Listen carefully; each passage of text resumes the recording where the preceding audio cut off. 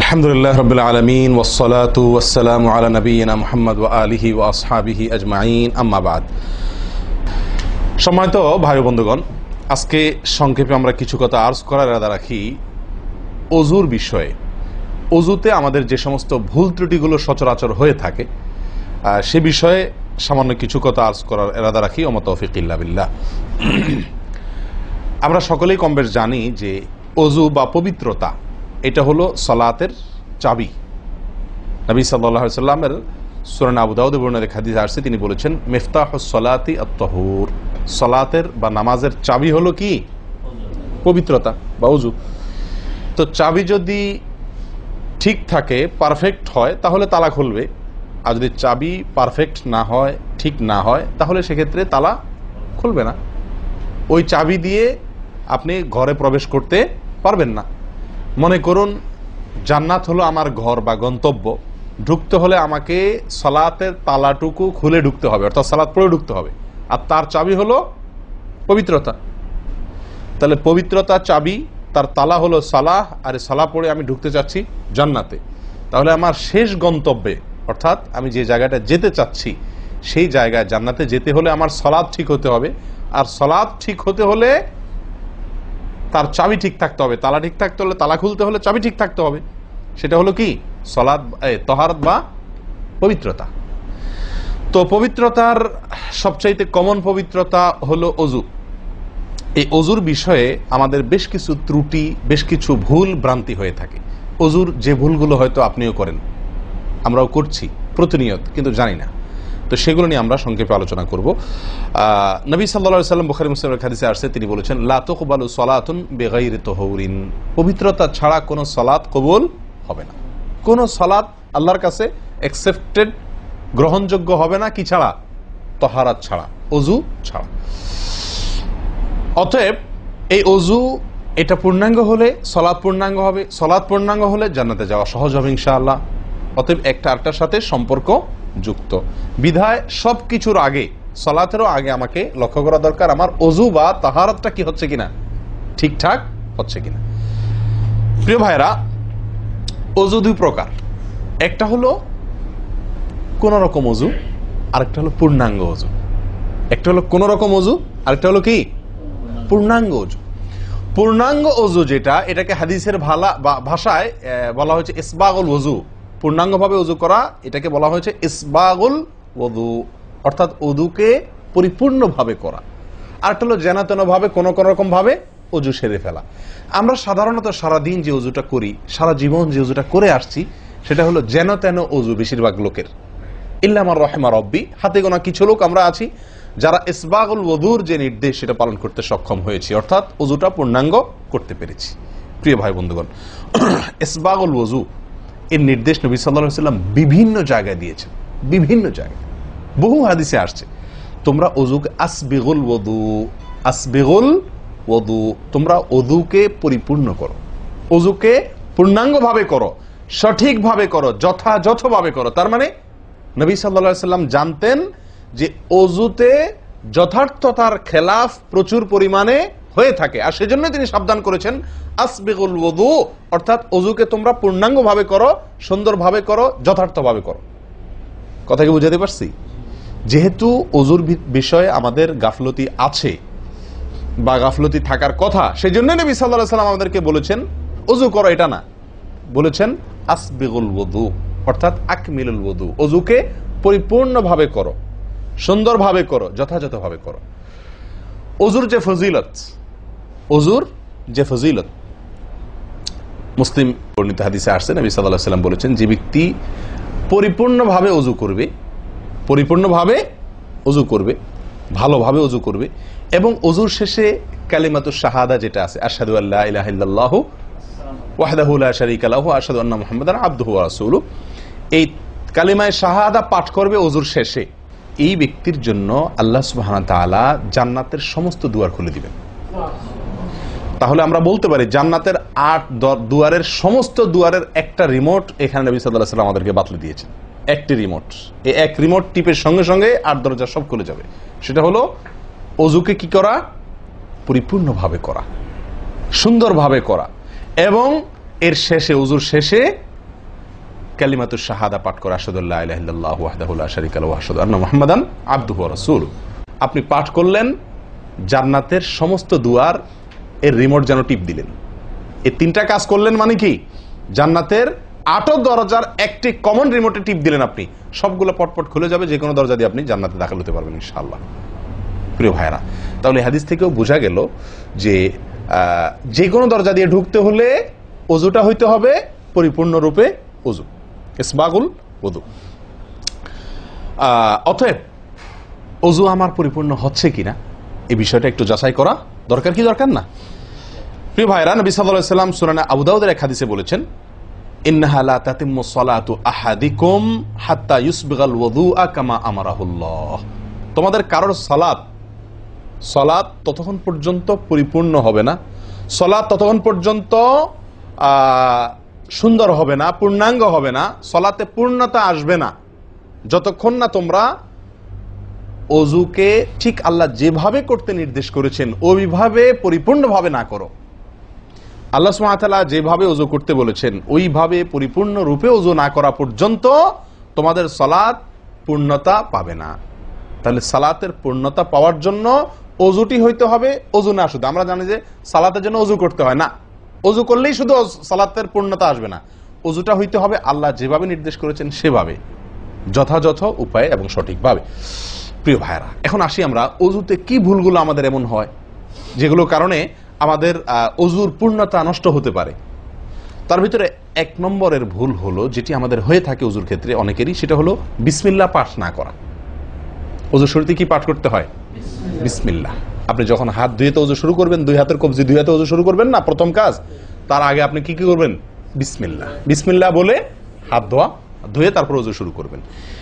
বহু লোক আছি আমরা ওযুখানায় ওই গল্প করতেছি, আড্ডা মারতেছি, কথাবার্তা বলতেছি, এই বলতে বলতে ওযু শুরু করে দিছি, তাহলে বিসমিল্লাহ কখন পড়তেছি? বিসমিল্লাহটা অনেক সময় অমনোযোগিতার কারণে, অবহেলার কারণে, অন্যমনস্কতার কারণে বিসমিল্লাহটা অনেক সময় আমরা বলতে ভুলে যাই। অথচ এই বিসমিল্লাহ পাঠ করা ওযু শুরুতে অনেক বিশেষজ্ঞ আলেমের মতে ফরজ। অনেকে বলেন বিসমিল্লাহ পাঠ না করলে ওযুই হবে না, আপনি যদি ভুলে বাদ দেন ওযু হলো না। যদিও সংখ্যাগরিষ্ঠ ওলামাদের মতে এটা না, তাদের মতে বিসমিল্লাহ পাঠ করা এটা ওযুর সুন্নাহ। এটা হলো ওযুর কি? সুন্নাহ। এটা আপনি যদি বিসমিল্লাহ বলে যদি ওযু শুরু করেন তাহলে ওযুটার ভিতরে পূর্ণাঙ্গতা আসলো। ওযুটার ভিতরে কি আসলো? পূর্ণাঙ্গতা আসলো। ওযুটার ভিতরে ওযুটা আপনার হৃষ্টপুষ্ট হলো। এই ওযুতে ইনশাআল্লাহ আপনার সালাত পূর্ণাঙ্গ হবে, যে সালাত আপনাকে জান্নাতে নিয়ে যাবে ইনশাআল্লাহ। তাহলে ওযুর শুরুতে একটা প্রাথমিক ভুল হলো বিসমিল্লাহ ভালো করে না পাঠ করা। নবী সাল্লাল্লাহু আলাইহি ওয়াসাল্লাম বলেছেন, ইবনে মাজাহ হাদিস, লা ওযুআ লিমান লাম ইয়াযকুর ইসমাল্লাহি আলাইহি। ওই ব্যক্তির ওযু হবে না, হাদিসটি সহিহ। নবী সাল্লাল্লাহু আলাইহি ওয়াসাল্লাম বলেছেন, ওই ব্যক্তির ওযু হবে না যে ব্যক্তি ওযুর শুরুতে আল্লাহর নাম নেয় নাই, বিসমিল্লাহ বলে নাই। এখন ওযু হবে না বলা হয়েছে, এই হবে না বলতে হাদিস বিশেষজ্ঞ উলামায়ে কেরাম এবং ফুকাহায়ে কেরাম বলেন, এখানে হবে না বলতে ওযুর ওই প্রাণ হলো না, ওযু পূর্ণাঙ্গ হলো না, ওযুটা যেভাবে হওয়া দরকার ছিল সেভাবে হলো না, কোন রকম হয়ে গেল মার্শিল হাল, সালাত আদায় হয়ে গেল, দায়িত্ব খালাস হয়ে গেল। কিন্তু এটা যেভাবে আল্লাহ সুবহানাহু ওয়া তাআলা চাচ্ছেন, নবী সাল্লাল্লাহু আলাইহি ওয়াসাল্লাম চাচ্ছেন, যেভাবে ওযুর নির্দেশ আসছে সেভাবে হলো না। যদি আমি বিসমিল্লাহ পাঠ না করি, তাহলে বোঝা গেল ওযু করার সময় আপনি কারোর সাথে কথা বলছেন, খোশ গল্প করছেন, মোবাইলে আলাপ করছেন, অন্য কোনো ব্যস্ততায় আছেন, অন্য কোনো ধ্যানে আছেন, ওই অবস্থায় হাত ধুয়ে ওযু শুরু করে দিলেন, বিসমিল্লাহ পাঠ করলেন না। এটা হলো একটা ত্রুটি। এই ত্রুটি আমাদের হয় কিনা মাঝে মধ্যে? অনেকে তো আছেন নিয়মিতই করেন না, অনেকে আছেন করেন কিন্তু ওই যে অন্য মানুষকে হয়ে গেলে হাত ধুয়ে শুরু করে দিয়েছেন আর বিসমিল্লাহ আর বলেন নাই। তাহলে আপনি যে কোনো কাজের শুরুতে বিসমিল্লাহ বললেন কি না বললেন সেটা এত বেশি গুরুত্বপূর্ণ না, যত বেশি গুরুত্বপূর্ণ ওযুর শুরুতে বিসমিল্লাহ পাঠ করা, কারণ এটার জন্য পৃথক নির্দেশ এসেছে। এমনি তো একটা কমন নির্দেশ আছে, নবী সাল্লাল্লাহু আলাইহি ওয়াসাল্লাম বলেছেন, কুল্লু আমরিন জিবারিন লাম ইউবদা বিবিসমিল্লাহ ফাহুয়া আবতার ওয়া ফি রিওয়ায়াতিন ফাহুয়া আকতা। যে কোনো গুরুত্বপূর্ণ কাজ আল্লাহর নাম দিয়ে শুরু না করলে সেটা অপূর্ণাঙ্গ থাকে, কাজটা অর্ধেক থাকে, অর্ধেকা থাকে, অপূর্ণাঙ্গ থাকে, পূর্ণাঙ্গতা আসে না যে কোনো ভালো কাজ। কিন্তু ওযুর বিষয়ে নবী সাল্লাল্লাহু আলাইহি ওয়াসাল্লামের আলাদা নির্দেশ আছে, ওযু হয় না এমন কথা তিনি বলেছেন। তাহলে বোঝা গেল ওযু শুরুতে বিসমিল্লাহ পাঠের উপরে আমাদের সাবধান হতে হবে। এখন একটা সমস্যা হলো, আমরা আজকাল বেশিরভাগ লোক ওযু করি হলো টয়লেটের মধ্যে, আর টয়লেটের মধ্যে আল্লাহর নাম নেওয়া নিষেধ, ঠিক না ঠিক? টয়লেটের মধ্যে আল্লাহর নাম নেওয়া নিষেধ, জায়েজ নাই। তাহলে আমাদের ওযু যদি টয়লেটে আপনার বাথরুমের ভেতরে যে কি করি ওযু করি, তাহলে আমি বিসমিল্লাহ বলতে পারবো না কারণ আল্লাহর নাম নেওয়া বাথরুমে নিষেধ, টয়লেটে নিষেধ। আবার বিসমিল্লাহ না বললে আমার ওযুটাও পূর্ণাঙ্গ হচ্ছে না, তাহলে আমি করবোটা কি? বলেন সমাধানের পথ কি? কি করব? কি নিষেধাজ্ঞা অমান্য করে বিসমিল্লাহ বলবো, নাকি আপনার বিসমিল্লাহ ছেড়ে দেব? তাতে তো ওযু আবার পূর্ণাঙ্গ হবে না, দুইটাই সমস্যা না? এই জন্য উত্তম এবং সবচেয়ে ভালো হলো ওযুটা বাহিরে করার চেষ্টা করবেন। বেশিরভাগ জায়গাতে, সব জায়গাতে কম বেশ, বাথরুম টয়লেটের ভেতরে যদি বেসিন থাকে তো বাইরেও টেপ বা বেসিনের ব্যবস্থা থাকে না থাকে না? বিশেষ করে বাসা বাড়িতে অথবা অফিস আদালতে দেখা যায় যে ওই টয়লেটে অনেক সময় আমরা কি করে ফেলি, ওযু করে ফেলি। এটা উচিত না, এটা একটা ভুল আমাদের। ওযু আমরা করব বাহিরে। কেন? কারণ টয়লেটে ওযু করতে গেলে আল্লাহর নাম নিতে হচ্ছে, আর আল্লাহর নাম নেওয়া নিষেধ। আমি সেখানে আল্লাহর নাম নিতেও পারছি না আর নাও নিতে পারছি না। যদি নেই তাহলে আল্লাহর নাম নিয়ে গুনাহ করছি টয়লেটে, আর যদি না নেই তাহলে আমার ওযুটা অপূর্ণাঙ্গ থেকে যাচ্ছে। ঠিক না ঠিক? এই জন্য আমরা উত্তম হলো ওযু করব কোথায়? বাইরে এসে যে কোনো টেপে। কথা কি বুঝাতে পারছি? বাইরে এসে একান্ত যদি কখনো আপনি বাধ্য হয়ে যান, বাইরে ভিড় নাই, ব্যবস্থা, সেটা ভিন্ন কথা। আর বাসা বাড়িতে যদি এরকম কোনো বাসা বাড়িতে যে বাইরে কোনো সিস্টেম নাই, আপনার নিজের বাসা না, আপনি ঠিক করতে পারতেছেন না, তো কমপক্ষে বেসিন এবং আপনার টয়লেটের কমোডের মাঝখানে কি দিব? একটা পর্দা বা ওয়াল কোনো কিছু দিয়ে নিব ইনশাআল্লাহ। কথা বুঝতে পারছি ভাই? আল্লাহ তাআলা আমাদের সকলকে এই বিষয়টি লক্ষ্য করার তৌফিক দান করেন। তাহলে ভাই আমরা বিসমিল্লাহ পাঠ করব ওযুর শুরুতে, লক্ষ্য করব ইনশাআল্লাহ যাতে করে ওযুর শুরুতে বিসমিল্লাহ পাঠে ভুল না হয়। মনে থাকবে তো ইনশাআল্লাহ? আল্লাহ আমাদের তৌফিক দান করেন। দ্বিতীয় যে ভুলটি হয় ভাই, 100-তে 99 জনের বলবো, তার চেয়ে বেশি হতে পারে, হাজারের ভিতরে 10 জন মানুষের হয় কিনা আমার সন্দেহ আছে এই কাজটা সঠিকভাবে করতে পারি না। সেটা হলো ওযুর সময় মিসওয়াক করা। ওযুর সময় কি করা ভাই? মিসওয়াক করা।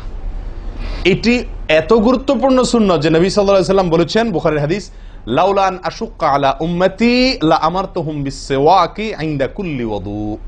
বুখারীর হাদিস। নবী সাল্লাল্লাহু আলাইহি ওয়াসাল্লাম বলেন, আমার উম্মতের জন্য যদি কঠিন না হতো, তাদের জন্য কষ্টের কারণ না হতো, তাহলে আমি তাদেরকে বাধ্যতামূলক করে দিতাম, ফরজ করে দিতাম কি? প্রত্যেক ওযুর সময় মিসওয়াক করা। প্রত্যেক ওযুর সময় মিসওয়াক করা, এটা বাধ্যতা করে দিতাম যদি তাদের কষ্টের কারণ। কারণ বাধ্যতামূলক করে দিলে তখন এটা তাদের জন্য, প্রতি ওয়াক্তে মিসওয়াক করাটা তাদের জন্য বাধ্যতামূলক হয়ে গেলে এটা ছাড়া ওযু হতো না, তখন তারা বিপদে পড়ে যেত, বেশি কষ্ট হয়ে যেত। ওযুতে যদি এখন মনে করেন 10টা 15টা 20টা ফরজ নবী সাল্লাল্লাহু আলাইহি ওয়াসাল্লাম ঠিক করে দিন, তাহলে 20টা 15টা 20টা 25টা ফরজ আদায় করে ওযু করা একটু কষ্ট হয়ে যেত না?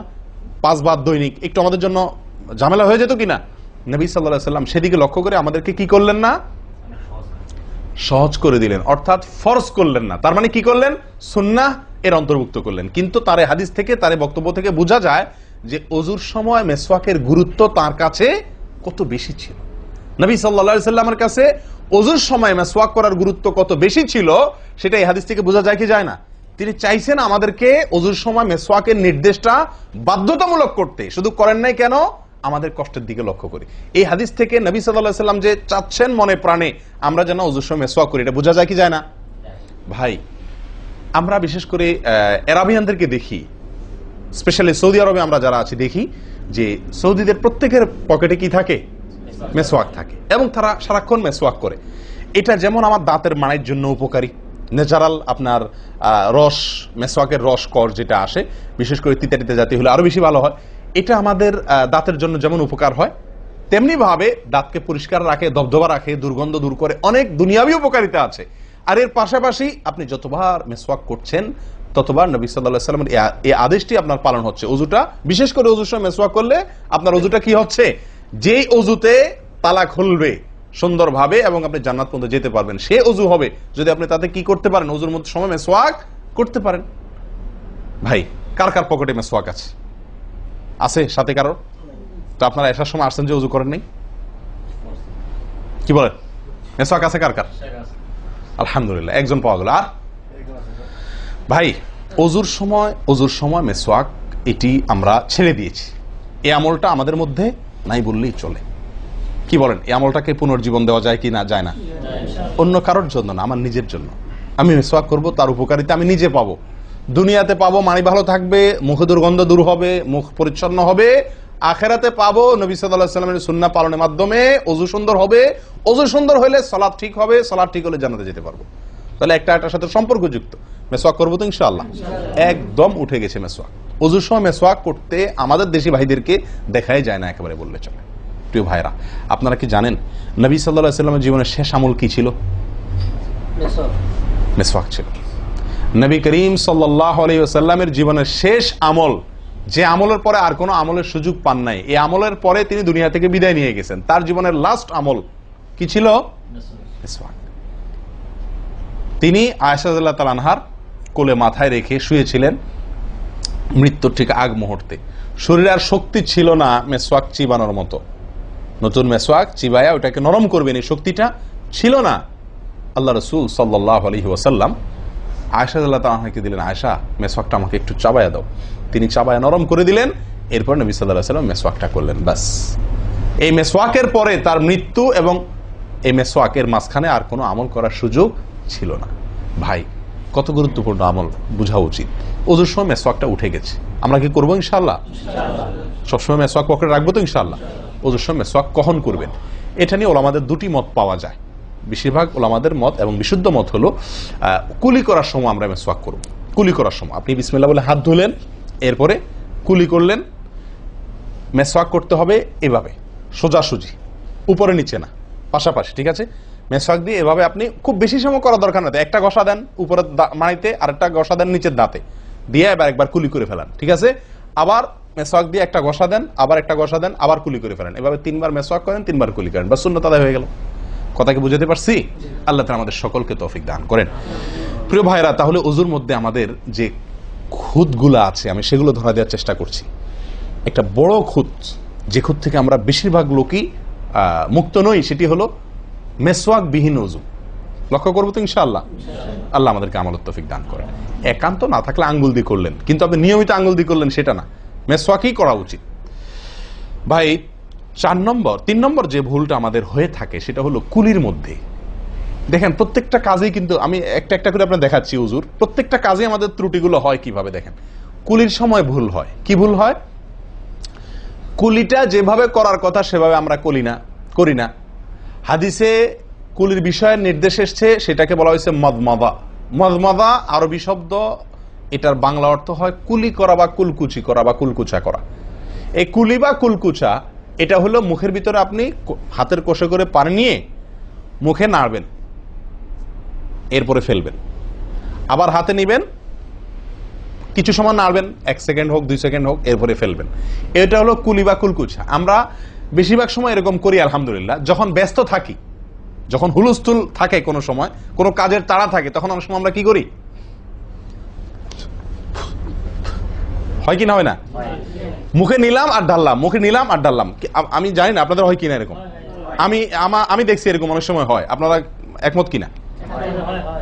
নিলাম মানে ব্যস্ততার কারণে, হয়তো জামাত শেষ হয়ে যাচ্ছে বা অন্য কোনো কারণ আছে, অথবা দেরিতে আসছি, তো তখন মুখের ভিতর নেওয়া আর ফেলাও, নেওয়াও আর ফেলাও, এতে কুলি হবে না। হাদিসে যে কুলির নির্দেশ আসছে সেই কুলি হবে না। এটা মুখে পানি দিলেন আর বাইর করলেন, এটাতে কুলি হইতে হলে আপনাকে মুখে পানি দিবেন, নাড়বেন। ভাই, কুলিটা কেন করতে বলা হয়েছে? মুখের ভেতরটা কি করার জন্য? পরিষ্কার করার জন্য। আপনি যদি মুখে পানি নেন আর বাইর করেন, তাহলে কি মুখ পরিষ্কার হবে? আপনাকে তো মিনিমাম 1-2 সেকেন্ড হলেও নাড়তে হবে জিনিসটা, পানিটা, তাহলে আপনার মুখটা কি হবে? পরিষ্কার বা পরিচ্ছন্ন হবে। আল্লাহ তাআলা আমাদেরকে আমলের তৌফিক দান করেন। ভাই, তাহলে কুলির ত্রুটিটা বুঝতে পারছেন তো? তাড়াহুড়া করে অনেক সময় মুখে পানি নিয়ে ফেলে দিই আমরা, এটা করা যাবে না। নাম্বার 4, নাকে পানি দেওয়া। দেখেন, একটা একটা করে দেখেন, প্রত্যেকটাতে ত্রুটি আছে। আল্লাহুল মুস্তাআন। নাকে পানি দেওয়া, নাকে পানি দেওয়ার যে নির্দেশ আসছে হাদিসে, এটাকে বলা হয় ইস্তেনশাক। ইস্তেনশাক, ইস্তেনশাক আরবি ব্যাকরণ অনুযায়ী এটা বাবে ইস্তিফআলের মাসদার বা ক্রিয়ামূল, যেটার মধ্যে এক্সট্রা ভাবে টানা, আকর্ষণ করার অর্থ যার মর্মের ভিতরে আছে। তো ইস্তেনশাক শব্দের মূল অর্থ হলো পানি টানা, নাকে পানি টানা। আমরা নাকে পানি টানি না, দেইও না। ধান খেতে পানি দেওয়া হয়, আর লাল শাকের খেতে পানি ছিটানো হয়, ঠিক না ভাই? ঠিক। লাল শাক বা মূলার শাকের খেতে পানি ছিটানো হয়, আর ধান খাত বেশিরভাগ ইরি ধান ইত্যাদি এই সমস্ত ধান খেতে পানি দেওয়া হয়। তাহলে দেওয়া আর ছিটানো বেশ কম আছে কি নাই? একটা হলো দেওয়া, একটা হলো ছিটানো, আর একটা হলো টানা। টানা হলো এ ক্লাসের অজুতে নাকে পানি টানবেন, বি ক্লাসের অজুতে নাকে পানি দিবেন, থার্ড ক্লাসের অজুতে নাকে পানি ছিটাবেন। আমি কি বুঝতে পারছি? তো আমরা বেশিরভাগ লোক থার্ড ক্লাসের অজু, সারা জীবন থার্ড ক্লাসের অজু করি। আপনি থার্ড ক্লাসের অজু করে আপনি জান্নাতে যাবেন? ফার্স্ট ক্লাসে থাকেও তো যাইতে কঠিন হয়ে যায়। আপনি থার্ড ক্লাসের অজু করে কিভাবে আপনি সালাতের ইয়ে খুলবেন, তালা খুলবেন, কিভাবে আপনি জান্নাতে যাবেন? অতএব ভাই, এই নাকে পানি দেওয়ার বিষয়ে সাবধান থাকতে হবে। দেখুন, নিয়ম হলো আপনি হাতের কোষে পানি নিয়ে নাকে ধরলেন, নাকে ধরে হালকা কি করবেন? টান দিবেন, হালকা টান দিবেন, হালকা টান। কারণ একটু জোরে টান হয়ে গেলে সেটা কি হয়ে যাবে? নাকের তালু তো উঠবে, আপনার কষ্টের কারণ হবে। শরীয়ত আপনাকে কষ্ট দিতে চায় না, শরীয়ত আপনাকে কষ্ট দিতে চায় না। আল্লাহ সুবহানাহু ওয়া তাআলা চান না আমরা কোনো কষ্টে নিপতিত হই। অতএব আমি এমন জোরে টান দেবো না যে নাকের তালু তোড়ে, কিন্তু হালকা একটু টান দেবো যাতে করে অন্তত সামান্য একটু ভেতরে পানিটা যায়। নাকে পানি দেওয়ার উদ্দেশ্য আর কুলি করার উদ্দেশ্য এক। নাকে পানি দেওয়ার উদ্দেশ্য হলো নাকের ভেতরের যে ময়লাগুলা, ধারে কাছে যে ময়লাগুলা আছে, এগুলো যেন পরিষ্কার হয়ে যায়। আল্লাহর দরবারে দাঁড়াবো পরিচ্ছন্ন হয়ে, পবিত্র হয়ে। হ্যাঁ, এই জন্য নাকে পানি দেওয়ার নির্দেশ আছে। এখন আপনি যদি নাকে পানি কোষ নিয়ে ধরে একটু হালকা টান দেন, তাহলে ভিতরে কিছুটা পানি যাবে কি যাবে না? এটা আপনাকে করতে হবে। নাম্বার 2, এটা যদি আপনি করতে কষ্ট হয়, টান দিলে আপনি আস্তে টান দিলেও উপরে উঠে যায়, তো দরকার নেই। তাহলে আপনি কি করেন? নাকে পানি দেন। নাকে পানি কিভাবে দিবেন? নাকটাকে অন্তত পানির মধ্যে কি করে রাখেন? চুবাই রাখেন, 1 সেকেন্ড চুবাই রাখেন, কিছু দূর পানি যাবে কিনা। আমি কি বুঝতে পারছি? আমরা অনেকে বিশেষ করে আমি দেখছি ওযু করার সময় নাকে পানি ছিটান। কিভাবে পানি ছিটান? ওই যে কষে করে পানি নিয়ে, লক্ষ্য করছেন আপনারা? এভাবে নিয়ে এরকম মারে পানিটা, এরকম মারলে সেটা কি হলো? ছিটানো হলো। হাদিসে যে ইস্তেনশাকের কথা বলা হয়েছে সেটা হলো না। আপনি সারা জীবন ওযু করলেন, অথচ আপনার কখনো নাকে পানি দেওয়ার সুন্নাহটি আদায় হলো না। সারা জীবন আজীবন আপনার ওযুটি হয়ে গেল সুন্নাহ ছাড়া। আমি কি বুঝতে পারছি? অতি প্রিয় ভাই বন্ধুগণ, এই বিষয়টা খুব লক্ষ্য রাখতে হবে যে নাকে পানি দেওয়ার ক্ষেত্রে আমাদের ত্রুটি হয়, পানিটা ভেতরে যায় না।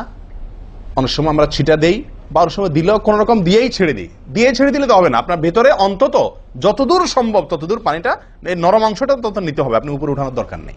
আমি কি বুঝতে পারছি? এটা একটা ত্রুটি হয় ওযুর ক্ষেত্রে। দেখুন ওযুটা পূর্ণাঙ্গভাবে কি হচ্ছে না, কত ভাবে দেখেন। প্রিয় ভাইরা, এটা গেল একটা ভুল ইস্তেনশাকের বিষয়। এই বিষয়ে নবী সাল্লাল্লাহু আলাইহি ওয়াসাল্লাম একটা আলাদা নির্দেশ আছে দেখেন, যাতে আমরা নাকে পানি দেওয়াটা ভালোভাবে করি। উনি হয়তো জানতেন বা দেখছেন যে মানুষ নাকে পানি দেওয়াতে গাফলতি করে, ত্রুটি করে, ওই যে ছিটাছিটির কাজ করে। তিনি বলেছেন সহিহ বুখারীর হাদিস, না আফওয়ান আবু দাউদের হাদিস, নবী সাল্লাল্লাহু আলাইহি ওয়াসাল্লাম বলেছেন আসবিগিল ওযুআ, ওই একই কথা, তোমরা ওযুকে পরিপূর্ণভাবে করো। ওয়াখাল্লিল আসাবি' ওয়া বালিগ ফিল ইস্তিনশাক ইল্লা আন তাকুনা সাইমান। নাকে পানি দেওয়ার সময় খুব ভালোভাবে নাকে পানি দিবা তোমরা। যদি তুমি রোজাদার হও তাহলে ভিন্ন কথা, তাহলে খুব বেশি ভালো করে নাকে পানি দিতে যেও না, কারণ তখন পানি উপরের দিকে উঠে গলা হয়ে তোমার পেটে যেতে পারে, রোজা ভঙ্গ হতে পারে। আমি কি বুঝতে পারছি? তাহলে আপনি নাকে পানি দিবেন, কিন্তু আপনি কি করবেন না, রোজাদার হলে তখন শুধুমাত্র ভালোভাবে নাকে পানি দিতে পারবেন না। আর এছাড়া অন্য সময় কি করবেন? নাকে পানি দেওয়ার ক্ষেত্রে ভালোভাবে দিতে বলা হয়েছে। ভালোভাবে দেওয়ার মানে কি? ছিটাইলে হবে? কোন রকম দিলে হবে? টান দিবেন, না পারলে অন্তত যতটুকু সম্ভব নাক চুবায়া আপনি ভেতরে পানিটা কিছু দূর হলেও নেওয়ার চেষ্টা করবেন। লক্ষ্য রাখবেন তো ইনশাআল্লাহ। আল্লাহ আমাদেরকে সকলকে আমলের তৌফিক দান করেন। প্রিয় ভাইরা, তাহলে নবী সাল্লাল্লাহু আলাইহি ওয়াসাল্লামের নির্দেশ আছে আলাদা, যে তোমরা নাকে পানি দেওয়ার ব্যাপারে কি করবে? ভালোভাবে নাকে পানি দিবে। আল্লাহ আমাদেরকে আমলের তৌফিক দান করেন। আরেকটি ভুল ভাই, নাকে পানি দেওয়া একটা আমল, নাক ঝাড়া আরেকটা আমল। নাকে পানি দেওয়া এটা একটা নির্দেশ, আর নাক ঝাড়া আরেকটা নির্দেশ। আমি কি বুঝতে পারছি? কুলি করা একটা আমল, হাত ধোয়া একটা আমল, হাতের কবজি পর্যন্ত 2 হাতের বিসমিল্লাহ বলা, তারপর তো এটা আছেই। এরপরে মেসওয়াক করা একটা আমল, কুলি করা আরেকটা সুন্নাহ, কুলির পরে নাকে পানি দেওয়া বা নাক দিয়া পানি টানা আরেকটা আমল, এরপরে নাক ঝাড়া আরেকটা আমল। আমি কি বুঝতে পারছি? নাক ঝাড়া এটাকে বলা হয় হাদিসের ভাষা ইস্তিনসার। ইস্তিনসার, ঝাড়া। এই নাক ঝাড়ার ক্ষেত্রে বিরাট ভুল হয় ভাই। ভুল, সবচেয়ে বড় ভুল তো এটা যে নাক ঝাড়াটা অনেকে ঝাড়েই না, ওই যে ছিটায় দেয় বস শেষ। নাক যে আলাদা ঝাড়তে হয় এটা অনেকে জানেনই না, করেনই না এটা। আবার অনেকে করেন তো মাঝে মধ্যে করেন, কিন্তু নাক ঝাড়াটা করা উচিত।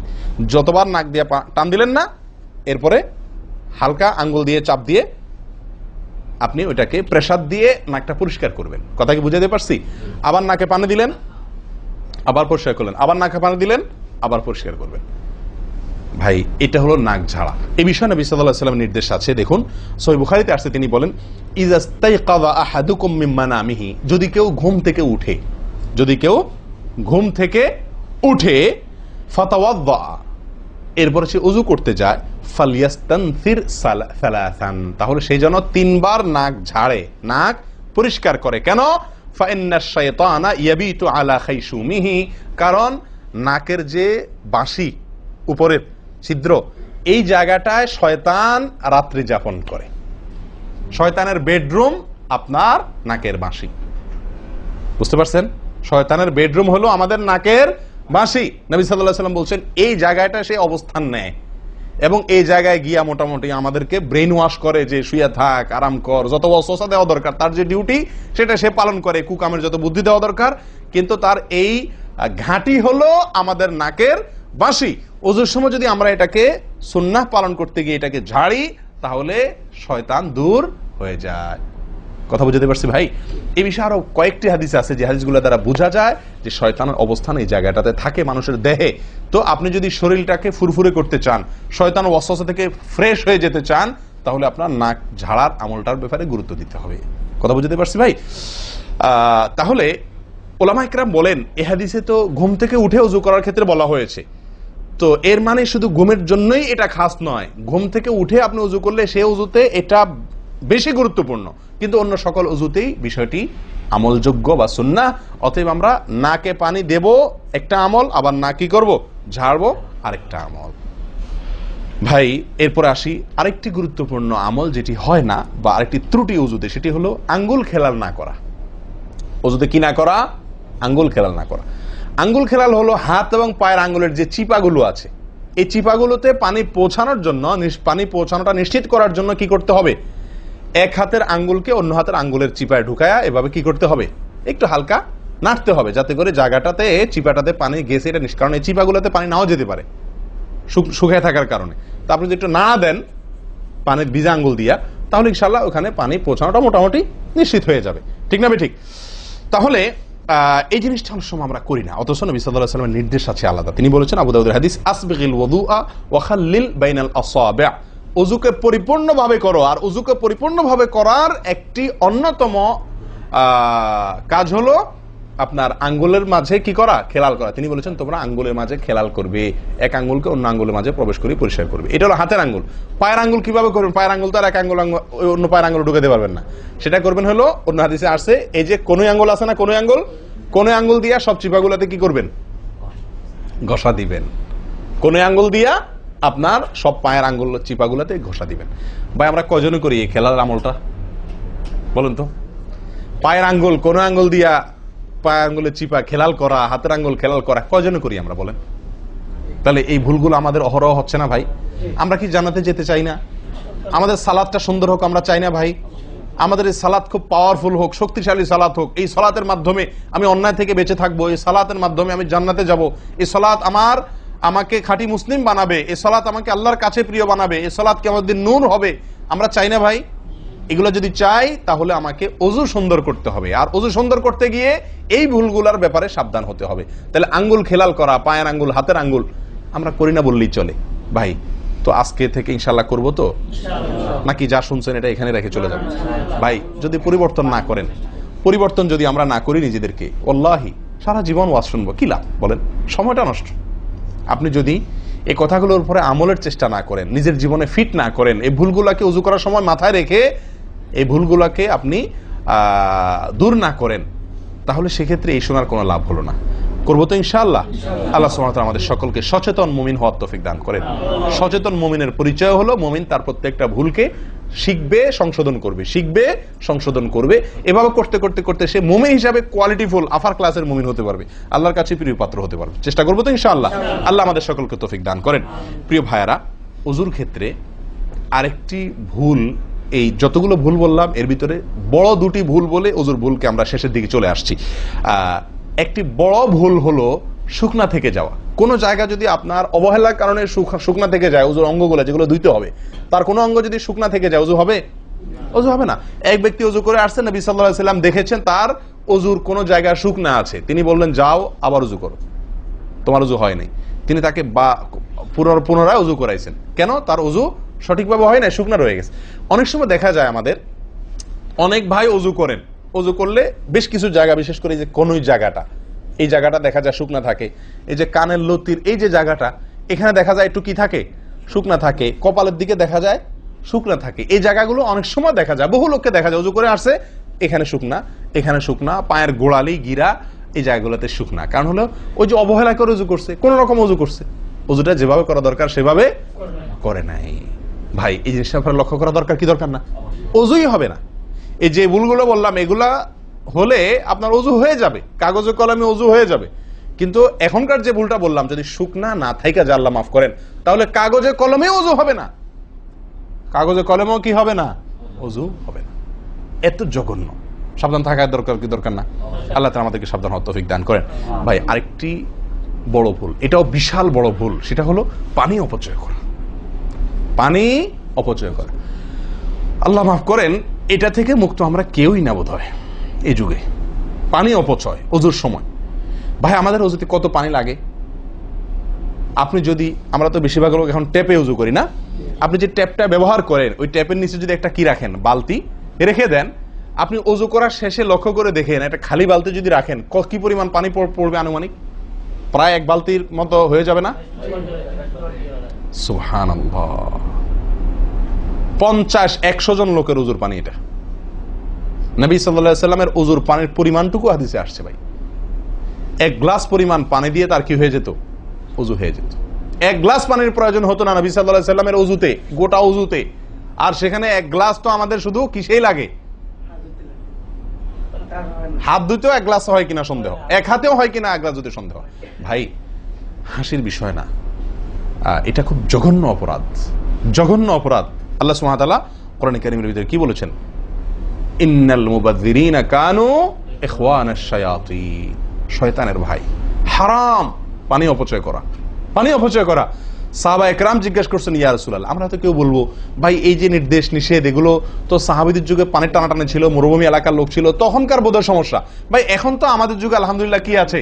প্রচুর পরিমাণে পানি আছে, পানির তো অভাব নেই আল্লাহর ফজলে। আমরা কেউ হয়তো মনে করি যে অনেক পানি আছে, এখন বোধহয় আর এই এত টানাটানি করে ওযু করার প্রয়োজন নাই। আমি বলবো না ভাই, এটা ভুল।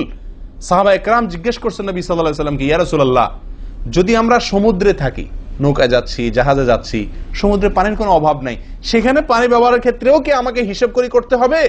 অতিরিক্ত করলে হিসাব দিতে হবে? নবী সাল্লাল্লাহু আলাইহি ওয়াসাল্লাম হাবাচক উত্তর দিয়েছেন। ও ভাই, তাহলে বোঝা গেল যে পানি ট্যাঙ্কিতে আছে, আপনার লাইনে পানি আছে, এই জন্য আমি পানি অপচয় করার অনুমতি আমাকে শরীয়ত দেয় নাই। অতিরিক্ত পানি ব্যবহার করলে আমাকে হিসাব দিতে হবে। সবচেয়ে উত্তম, সবচেয়ে ভালো হয় ভাই, আপনি যদি সম্ভব হয় বদনা বা কোনো জগ ইত্যাদিতে, মগ ইত্যাদিতে আপনি ওযু করেন, সবচেয়ে ভালো। টেপের মধ্যেই বেসিনে একটা মগ রেখে দিলেন, ওইটা দিয়া ঢেলে ঢেলে আপনি ওযু করেন, তাহলে পানি অপচয় হওয়ার সম্ভাবনা সবচাইতে কম।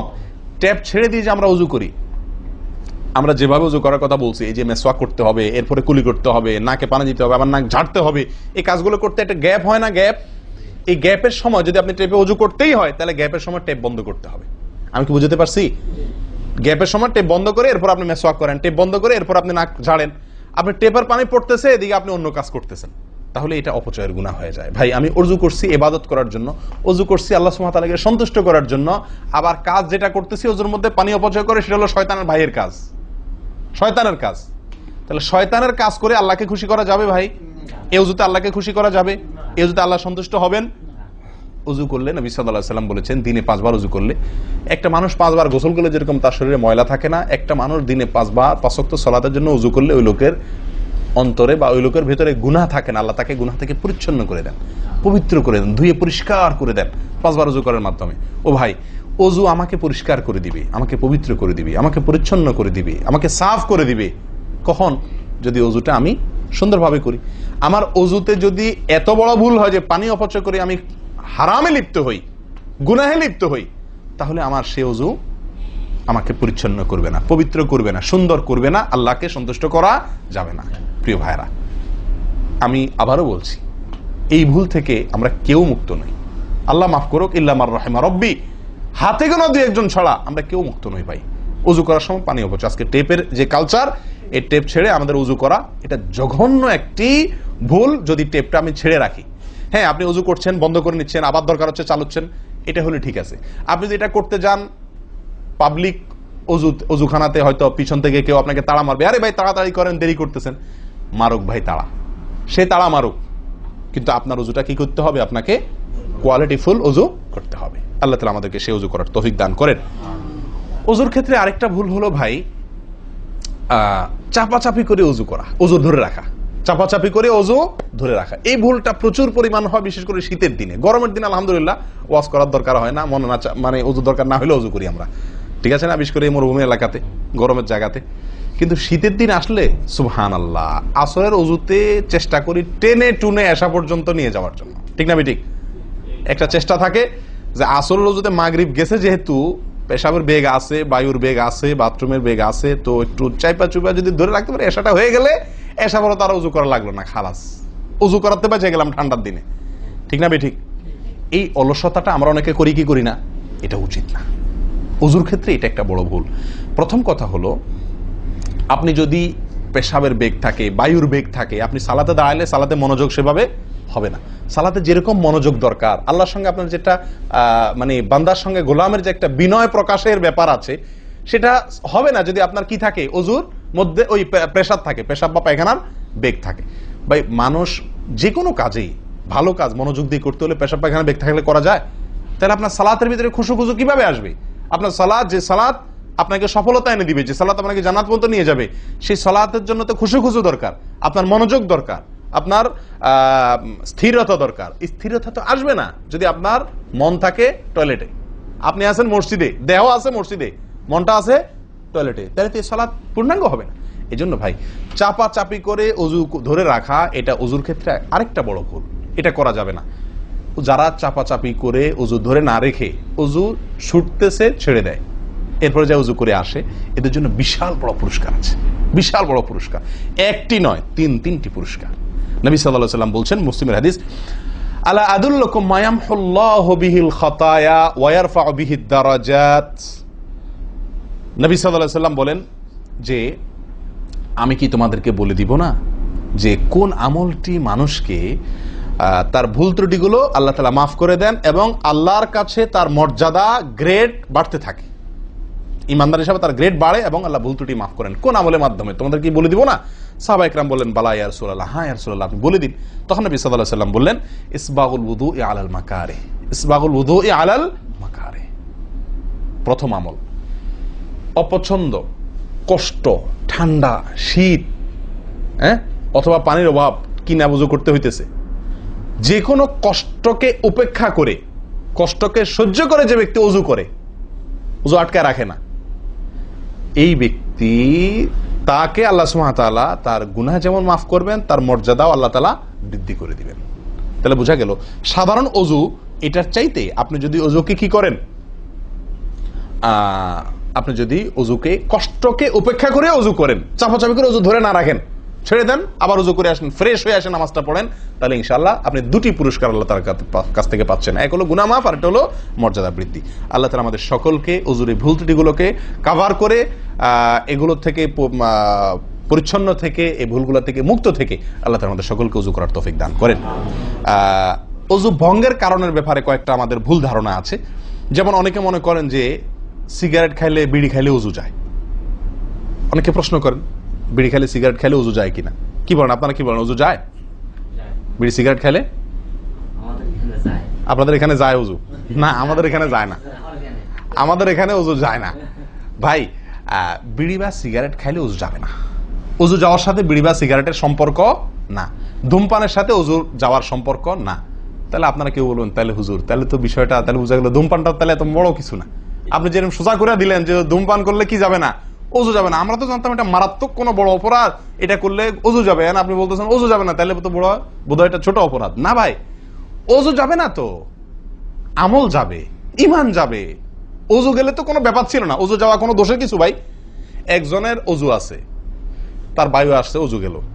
একজনের ওযু আছে, পেশাব করলে ওযু চলে গেছে, তার কোনো দোষ করছে সে? আপনারা বুঝেন না আমার কথা? ওযু চলে গেলে সেটা কি দোষের কিছু? তাহলে এটা তো আমার বড় কিছু না, দোষের কিছু না। বিড়ি খাইলে, সিগারেট খাইলে ওযু যাবে না তো, ওযু যাওয়া তো দোষের কিছু না। এর চেয়ে বড়টা যাবে, তাকওয়া যাবে।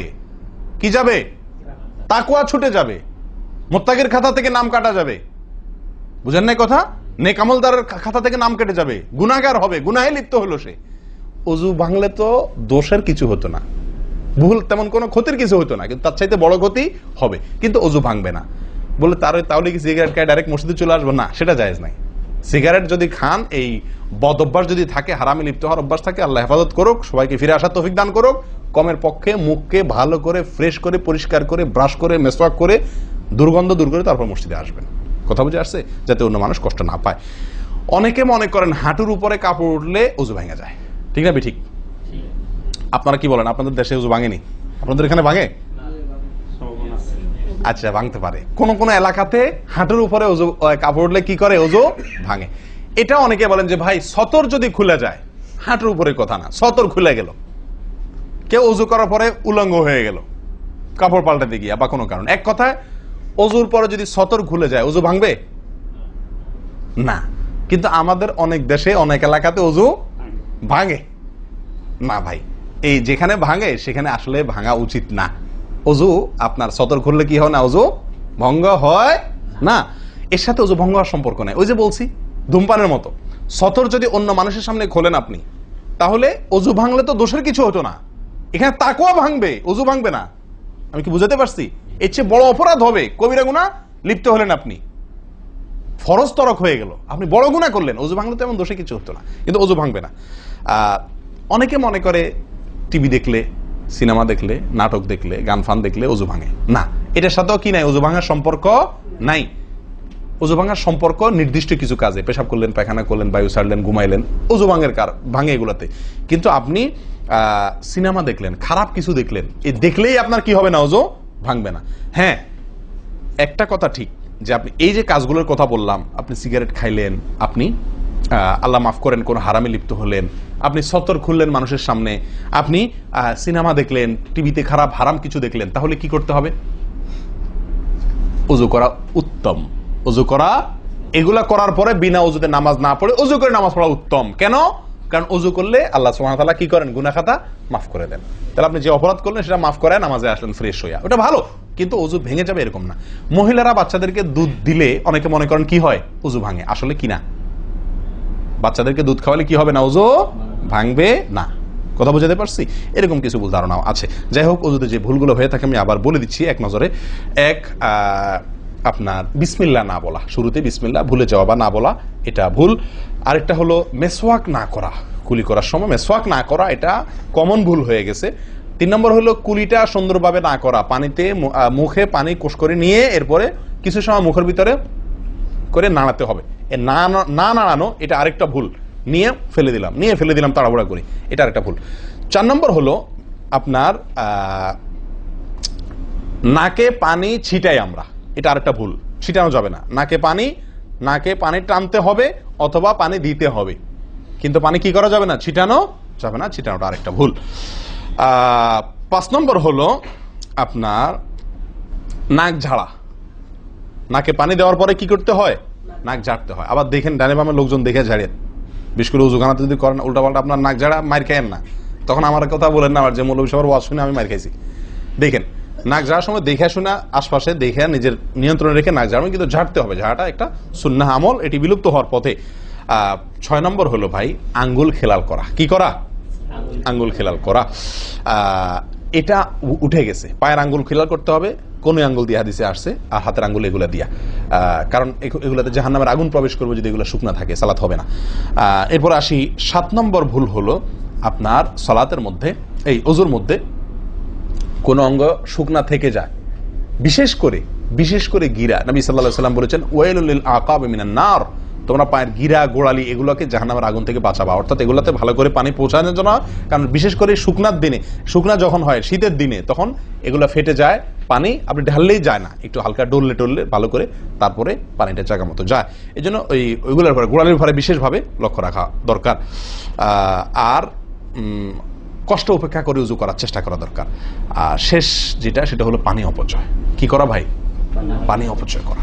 প্রচুর পরিমাণ পানি আমরা অপচয় করি উজু করার সময়, যেটা আমাদের উজুর সৌন্দর্যকে নষ্ট করে, উজুর গুণগত মানকে নষ্ট করে দেয়। আসুন সুন্দরভাবে উজু করার স্বার্থে এই ভুলগুলো থেকে মুক্ত থাকার চেষ্টা করি। আল্লাহ তাআলা আমাদের সকলকে আমল তৌফিক দান করেন। ওয়া আখিরু দাওয়ানা আনিল হামদুলিল্লাহি রাব্বিল আলামিন। ওয়াসসালামু আলাইকুম ওয়া রাহমাতুল্লাহি ওয়া বারাকাতুহু।